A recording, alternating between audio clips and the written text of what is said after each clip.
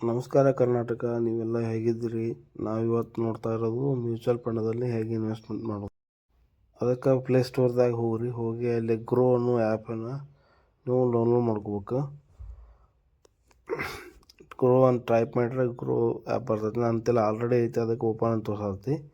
ಹಿಂಗೆ grow open ಮಾಡಿದ ಬಳಿಕ ಇದ್ರ ಸ್ಟಾಕ್ಸ್, ಮ್ಯೂಚುವಲ್ ಫಂಡು ಆಪ್ಷನ್ ಎಲ್ಲ ಆಪ್ಷನ್ಗಳು ಬರ್ತಾವೆ.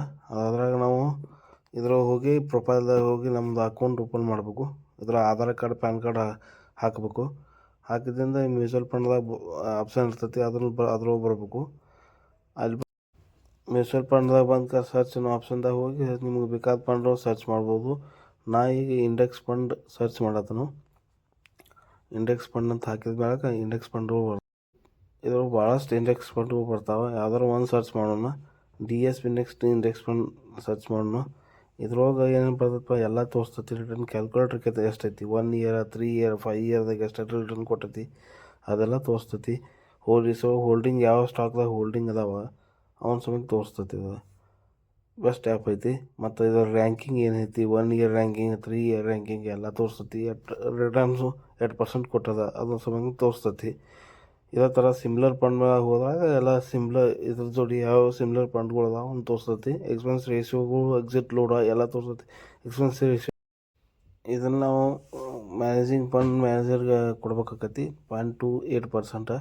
ಅವರು ನಮ್ಮ ಮ್ಯೂಚುವಲ್ ಫಂಡ್ ನೋಡ್ಕೋ ಸಂಬಂಧ. ಎಕ್ಸಿಟ್ ಲೋಡ್ ಅಂದ್ರೆ ನಾವು ಮ್ಯೂಚುವಲ್ ಫಂಡ್ ತೆಗಿತ ಮುಂದೆ ಅವಾಗ ಎಕ್ಸಿಟ್ ಲೋಡನ್ನು ಕಟ್ಟಕತಿ. ಇದ್ರೊಳಗೆ ಏನು ಕಟ್ಟಾಗಲ್ಲ, ನೀಲ್ ಐತಿ.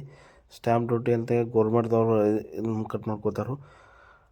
ಟ್ಯಾಕ್ಸ್ ಅಂತೇಳಿ ರಿಟರ್ನ್ಸ್ 20%.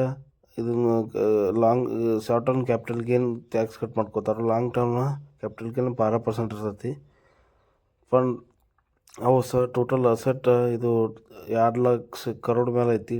ಇಂಡಿಯಾದಾಗ 10th ರ್ಯಾಂಕ್ ಐತಿ. ಅದು 1996 ಇದನ್ನು ಇದು ಮಾಡ್ಯಾರು.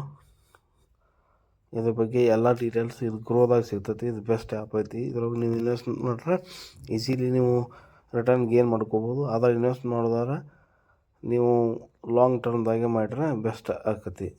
ಇದ್ರೊಳಗೆಲ್ಲ ಪ್ರೋಸ್ ಕಾನ್ಸ್ ಎಲ್ಲ ತಿಳಿಸಿದಾರು. ನಿಮ್ಗೆ ಬೇಕಾದ ಯಾವ ಫಂಡ್ ಬೇಕು ಅದ್ರೊಳಗೆ ನೀವು ಇನ್ವೆಸ್ಟ್ಮೆಂಟ್ ಮಾಡಿ ಇದ್ರೊಳಗೆ ಗೇನ್ ಪಡ್ಕೋಬೋದು.